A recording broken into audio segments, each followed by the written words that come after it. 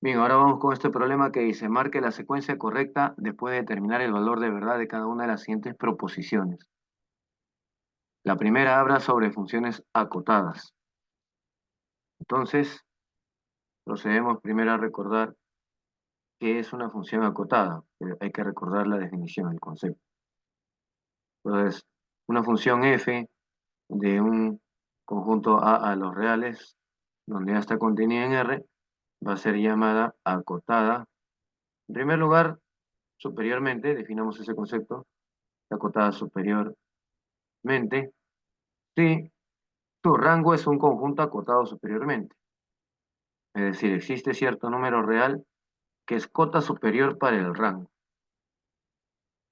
Como el rango es el conjunto de todas las imágenes, entonces diríamos que existe una cota superior para el conjunto de todas las imágenes. Un número real m que es mayor o igual que todas las imágenes. Es decir, que todos los valores f de x, donde x está en el conjunto A que es el dominio. Esa es una función acotada superiormente. De manera gráfica se puede reconocer una función acotada superiormente, notando que eh, va a haber una recta horizontal que esté por encima de la gráfica de f. Por ejemplo, esta situación que estamos dibujando aquí. Aquí tengo esta recta horizontal y igual a m, y la gráfica es una curva que estará debajo de esta recta horizontal, ¿sí? Entonces, esta situación es un ejemplo de una función acotada superiormente. Notar que cualquier punto de esta curva tiene la forma x, f de x, y precisamente su ordenada, y es f de x, está debajo de m, es menor o igual que m.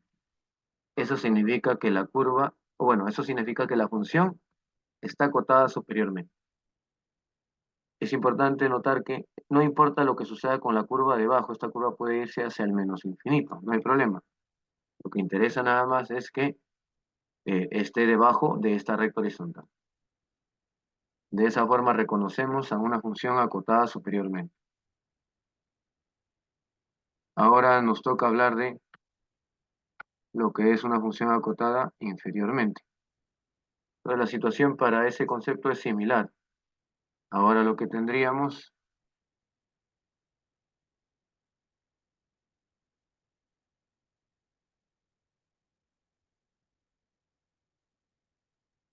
Ahora lo que tendríamos es que el rango debería ser acotado inferiormente, es decir, existe un número que es una cota inferior para el rango. Ese número, vamos a llamarle m, pues la letra no importa.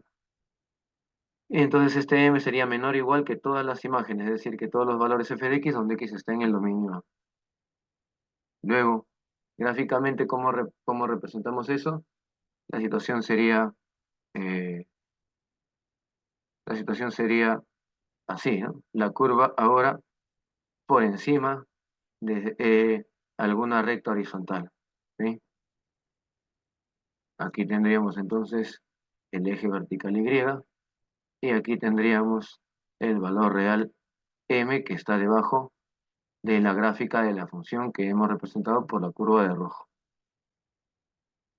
Y bien, entonces esta sería la situación para una función que es acotada inferiormente. Nuevamente, notemos que cualquier punto de la gráfica tiene la forma x, f de x.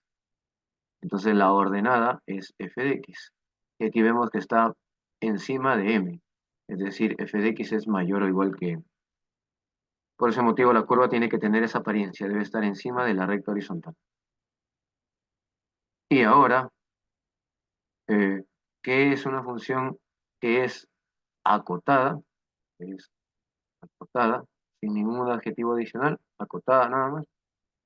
Bueno, esa es acotada, sí, es acotada tanto superiormente como inferiormente. Y es acotada, ponemos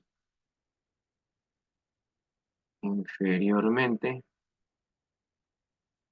y superiormente, ¿no? Es decir, ¿qué significa? Bueno, que va a haber una recta horizontal y otra recta horizontal, de modo que la gráfica de la función f esté encerrada dentro de esas dos rectas horizontales. Es decir, mm, la situación sería esta, donde aquí está el eje vertical Y, el eje horizontal. Y bueno, entonces esta curva va a estar encerrada entre dos rectas horizontales. Bueno, no interesa la posición del eje X, nos interesa más que nada las dos rectas M, la cota inferior y la cota superior, así que podríamos decir, ¿no? Y aquí cierto N, Y aquí otro M, y la curva va a estar encerrada entre esas dos rectas horizontales, ¿no? Eh, es decir, van a existir dos números reales, M y N, y entonces tal es que este valor f de x va a ser menor o igual que m, mayor o igual que n, para todo x en el dominio de la función f, que es el conjunto. Eso es entonces una función desacotada.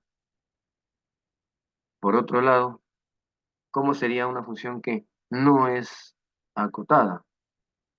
Entonces, es una que no cumple esta condición de ser acotada superiormente y de ser acotada inferiormente y superiormente a la vez. Es decir, falla tal vez en alguna, o tal vez en las dos. ¿Sí? Una función no sería acotada, por ejemplo, si no es acotada superiormente.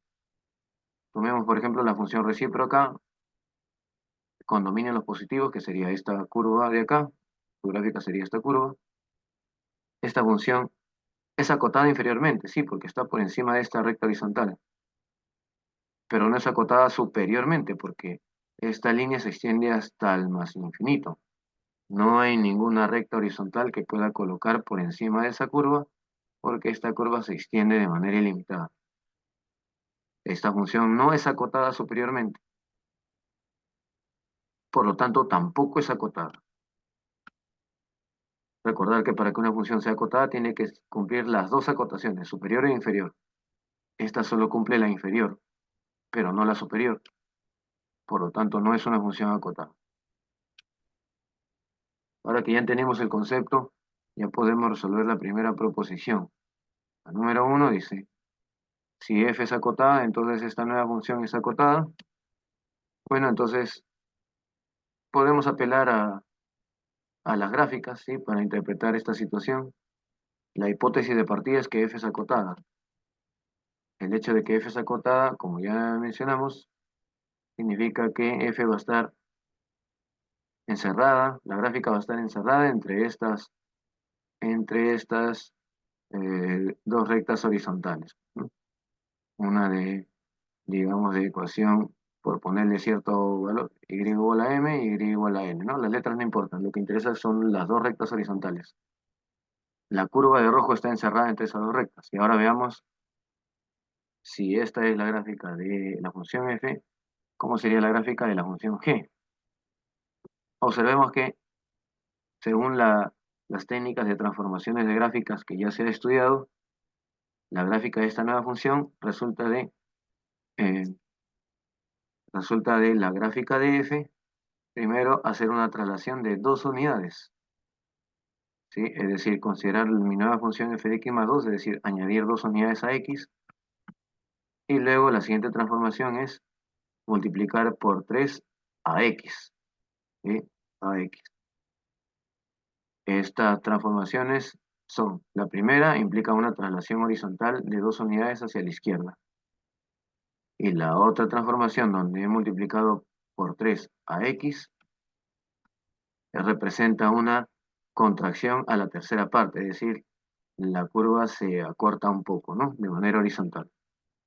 En cualquier caso, las dos transformaciones solamente transforman a la gráfica de manera horizontal. No hay ninguna transformación vertical. Por lo tanto, la nueva gráfica seguirá estando acotada entre estas dos rectas, ¿sí? Es decir, para hacerlo de manera concreta, tendría entonces que la gráfica, en primer lugar, de la gráfica, en primer lugar, de mi función eh, f de x más 2, que es lo primero que tengo que hacer aquí, es la traslación resultaría la curva que señalamos a continuación. Es 2 unidades hacia la izquierda. ¿Está bien? Esta sería la curva. Esta nueva curva sería la gráfica de mi función y igual a f de x más 2, ¿no? Estoy sumando 2 unidades a x. Ya está. Y entonces, igual, como solamente trasladado de manera horizontal, la gráfica sigue estando acotada entre estas dos rectas horizontales. Esta nueva función sigue siendo una función acotada. Por último, mi función g, que resulta de ahora aplicar la contracción, ¿verdad? Es decir, ahora que voy a multiplicar por 3 a x, lo que resulta es que la gráfica se comprimirá horizontalmente a la tercera parte. Es decir, ahora tendría esa gráfica, ¿sí? De todas maneras, sigo teniendo a las rectas horizontales y igual a m, y igual a n en la misma posición, y, igual a m, y igual a n. Ahora la nueva curva es y igual a f de, ahora sería 3, ¿verdad? Porque he multiplicado por 3 a x más 2, ¿no? Entonces de aquí para acá sumé 2 unidades a x y aquí para acá hice la multiplicación por 3. Como siempre, todo tiene que ser a x, ¿no? Y bueno, entonces esta nueva función que es gx es también una función acotada porque su gráfica está encerrada entre las dos rectas horizontales, m y n. Ya está, ¿no? La primera proposición entonces es verdadera, ¿sí? Aquí la respuesta sería entonces verdadera, ¿sí? Para la segunda proposición dice, existe una función con este dominio que no es acotada. ¿Qué tal si ponemos entonces ahora aquí, ¿no? 2. Para que esta proposición sea verdadera, lo que tendría que pasar es que de verdad exista una tal función. Es decir, deberíamos proporcionar un ejemplo de una función que cumpla dicha condición. Y bueno, accidentalmente ya hemos hablado de eso anteriormente, ¿sí? Podríamos usar la misma idea, el mismo ejemplo, y ahora hablaríamos de la función recíproca, ¿no? Esta función, pero cortada, es decir, con dominio que vaya del 0 al 1, ¿no? Que el 1, 0. Solamente que hay que tener cuidado, porque si considero la recíproca tal cual, esta, que es 1 entre x, solamente está definida para x diferente de 0. Por lo tanto, podría ser tomar esta función para x aquí mayor que 0, menor o igual que 1.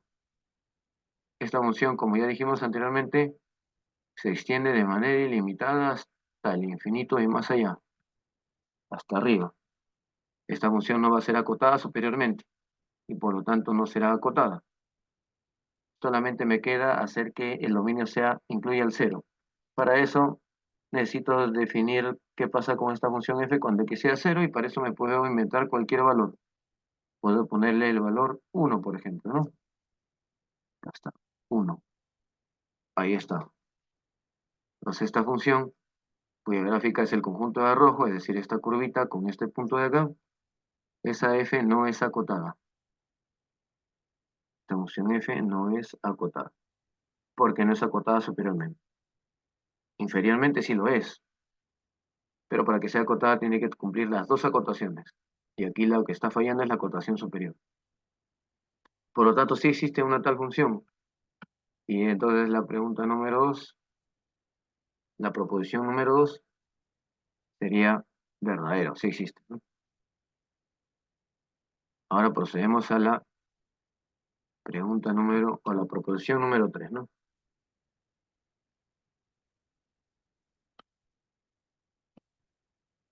Para la proposición número 3 tenemos aquí dos funciones, E y F.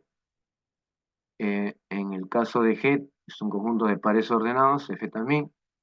Y ahora me están preguntando por la suma de elementos del rango de F compuesta con G. Así que veamos, ¿no?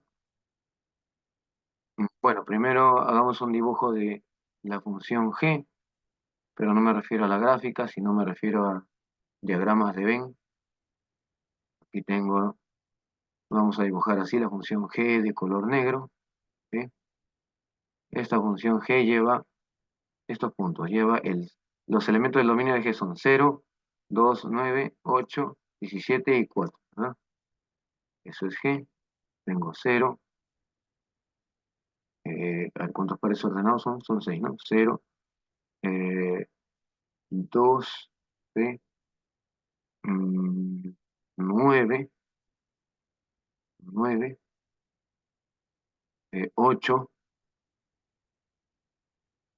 17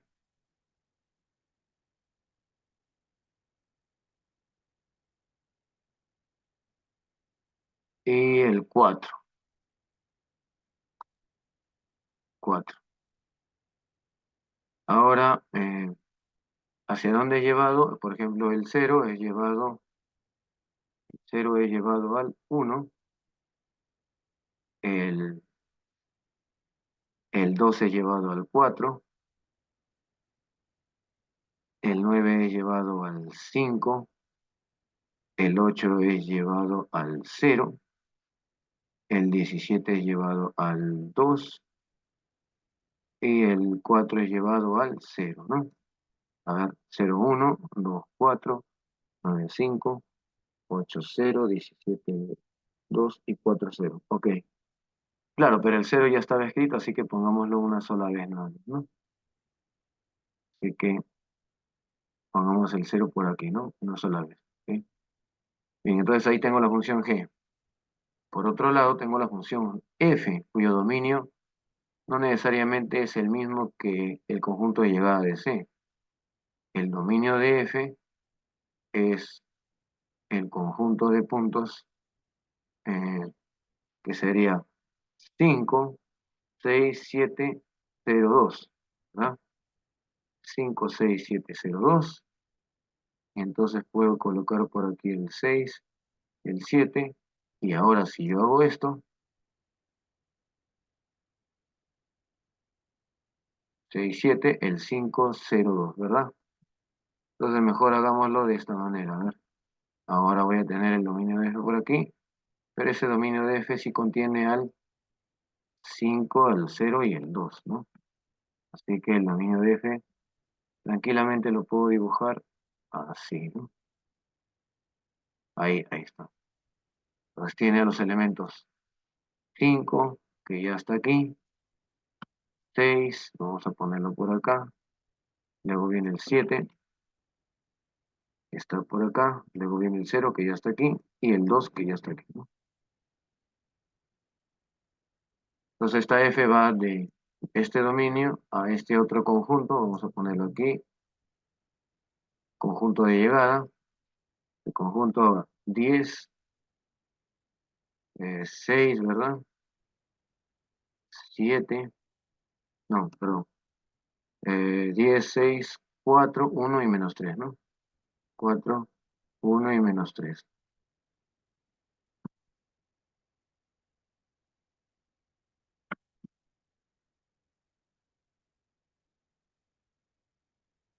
A ver, entonces ahora dice la suma de elementos del rango de F compuesta con G, ¿no? Muy bien, entonces formemos la función compuesta F compuesta con G, ¿no?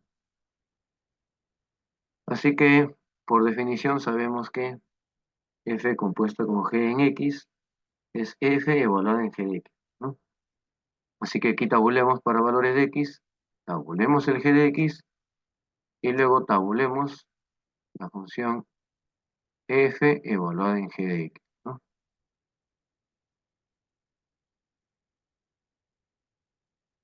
Obviamente, para que podamos hacer el cálculo del valor g de x, en primer lugar x tiene que estar en el dominio de g. No tiene sentido esta expresión g de x si x no está en el dominio de g. De la misma forma, si queremos calcular f evaluado en g de x, el g de x tiene que estar en el dominio de f. Así que pues, debemos tener en cuenta esa consideración, ¿sí? Y de hecho el dominio de f compuesta con g será precisamente aquellos valores x que estén en el dominio de g para poder evaluar esto, pero además g de x tiene que estar también en el dominio de f. Es decir, esto de aquí tiene que estar al dominio de f. Veamos los valores de x, ¿no? Para x igual a 0 sabíamos que la imagen es 1. Tenemos ahí el 0,1, ¿no? Copiamos por ese caso, ¿no?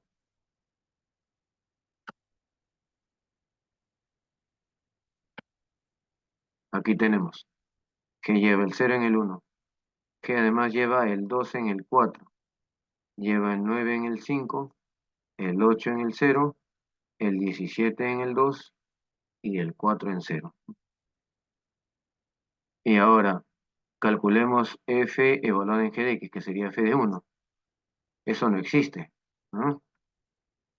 Notemos aquí f, y el 1 no está en el dominio de f, ¿verdad? Así que esto no existe. El número, entonces, el número 0 no pertenece al dominio de f compuesta con g. ¿Bien? El dominio de f compuesta con g serían todo aquel conjunto formado por aquel conjunto de valores x que está en el dominio de g y las imágenes a través de g están en el dominio de g. Ya sabemos que el 1 no está ahí, porque es cierto que sí está en el dominio de g, pero su imagen g de x no pertenece al dominio de f. No se puede evaluar entonces f en g de 1, en g de 0, perdón, ¿no? El 0 no está, ¿no? El 0 no está aquí, ¿no? Vamos con el siguiente, el 2. Veamos si el 2 también, el 2 si pertenece o no pertenece a este dominio. El g de x es 4. Y acá ahora necesitamos evaluar f evaluado en 4. Veamos cuánto es f evaluado en 4. No se puede, no está aquí. Justamente aquí vemos que el 4 no está en el dominio de f, ¿no? El 4 no está. Por lo tanto, ¿sí? Este valor, el 2, no pertenece al dominio de f. Esto de acá no existe, ¿no? No existe, no existe. ¿Ok? Siguiente. Procedemos así con cada uno de estos. Bueno, entiende que tenemos que hacer eso con cada uno. Los elementos del dominio de la composición serán aquellos valores de acá donde esto sí existe, donde sí puede evaluar, ¿no? Así que para x igual a 9, mi g de x es 5, mi f de x, o mejor dicho, mi f de 5, veamos cuánto es, ¿no? F evaluado en 5, aquí veo que es 10, ¿no? Esto sale 10. Ok, entonces perdón, el 9, este valor de acá, este 9, sí pertenece al dominio de la composición. Lo voy colocando ahí, ¿no? Es más, al 9, ¿qué, qué le corresponde? En la composición, este F compuesto con G le corresponde el 10, ¿verdad? Entonces acá su imagen es el 10, ¿no? Así que aquí voy armando la función F compuesta con G, que sería el par 9,10. Vamos con el siguiente valor. El siguiente valor es para x igual a 8, ¿no? Veamos si el 8 está en el dominio de la composición. Procedemos de la misma forma.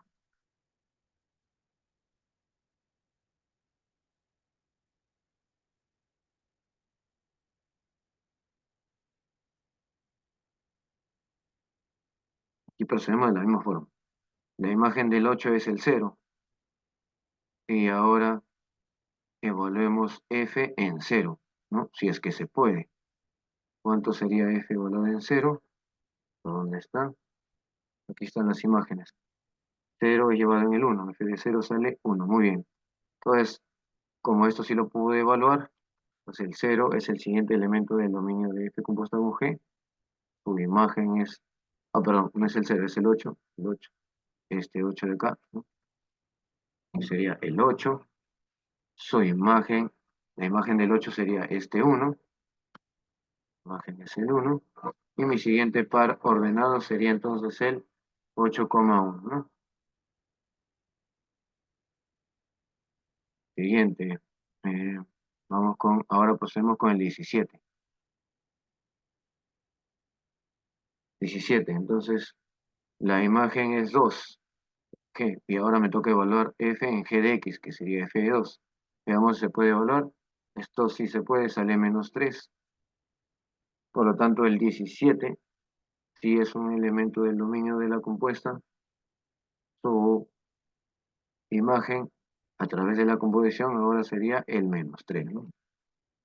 -3. Recordad que aquí estamos colocando las imágenes a través de la composición, ¿no? El siguiente par ordenado sería entonces el 17 como -3, ¿no? Por último vamos con el 4. 4, eh,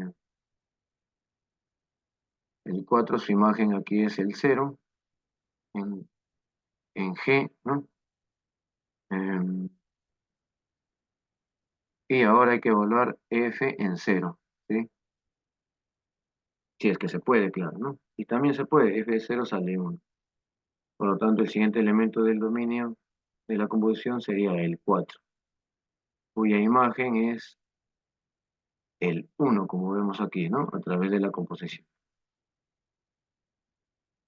Muy bien, nuestro siguiente par ordenado sería entonces el 4,1. Y ahí se acaba todo. Entonces, ¿qué cosa tendría aquí? Me estaban preguntando por la suma de elementos del rango, ¿no? Calculemos el rango, ¿no? Rango de f compuesta con g es igual a el conjunto formado por el 10, el 1, el -3 y nuevamente el 1, pero ya no se cuenta, ¿no? Se escribe solo una vez. La suma de elementos es 10 más 1, 11, menos 3, 8, ¿verdad? Es correcto entonces que la suma de elementos es 8, ¿cierto? Muy bien, es cierto. La proposición número 3 sería entonces verdadero, ¿sí?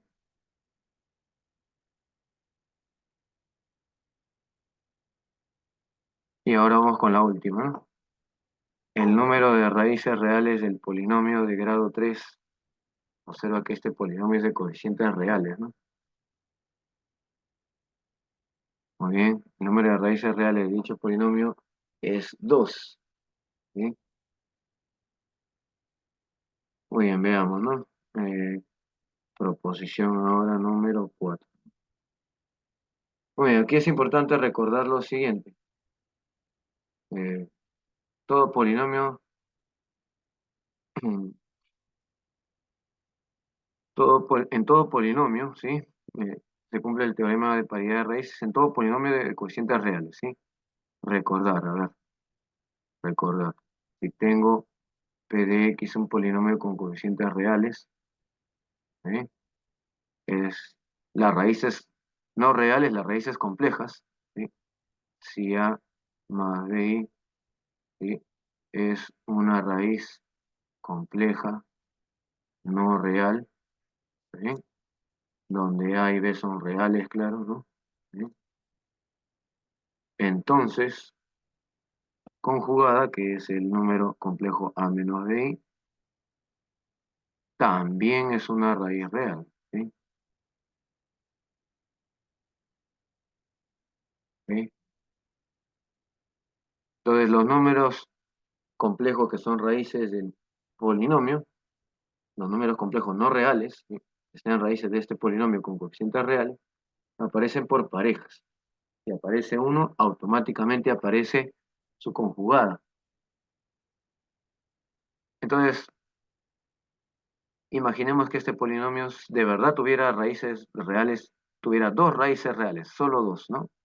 Si el número de raíces reales fuera 2, entonces la tercera raíz, porque este polinomio es de grado 3, ¿sí? El teorema fundamental del álgebra dice que todo polinomio de grado 3 tiene tres raíces, ¿sí?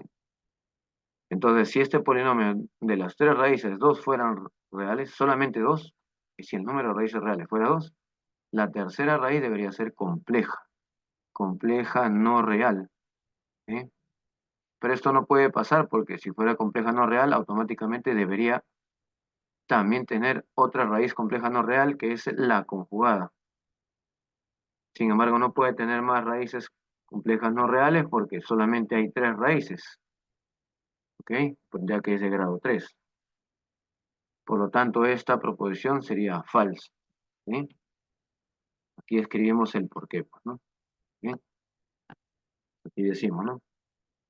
Como P de X, como dicho polinomio, como el polinomio Px es un polinomio con coeficientes reales, los coeficientes son reales, pues porque notar que son, eh, es, los coeficientes son el uno que es un real, el raíz de 3 negativo, que es un real, el raíz quinta de 3 que es otro real, un polinomio de coeficientes reales, ¿sí? Como este polinomio de coeficientes reales, ¿sí? Y es de grado 3,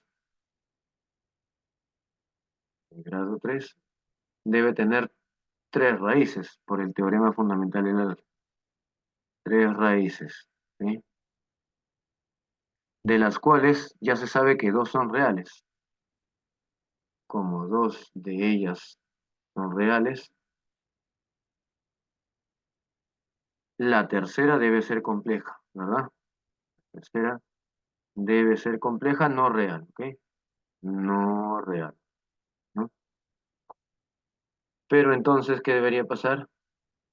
Si tengo una raíz compleja no real, automáticamente su conjugado también debería ser una raíz compleja no real, ¿verdad? También debería ser una raíz, y eso obligaría a que apareciera una cuarta raíz, ¿no? Su tercera, vamos a poner que la tercera raíz, pongamos que la tercera raíz, pongámosle esta forma, ¿no? La tercera, que sea A más B, ¿no? Es no real, es decir, el B no es cero. Pero entonces habría otra raíz, dijimos, ¿no? Habría otra raíz, sí o sí, por el teorema de paridad de raíces, el A menos B, ¿no? Muy bien. Entonces, el polinomio debería tener cuatro raíces. El X tiene cuatro raíces, ¿sí? Lo cual es absurdo, ¿no? ¿Sí?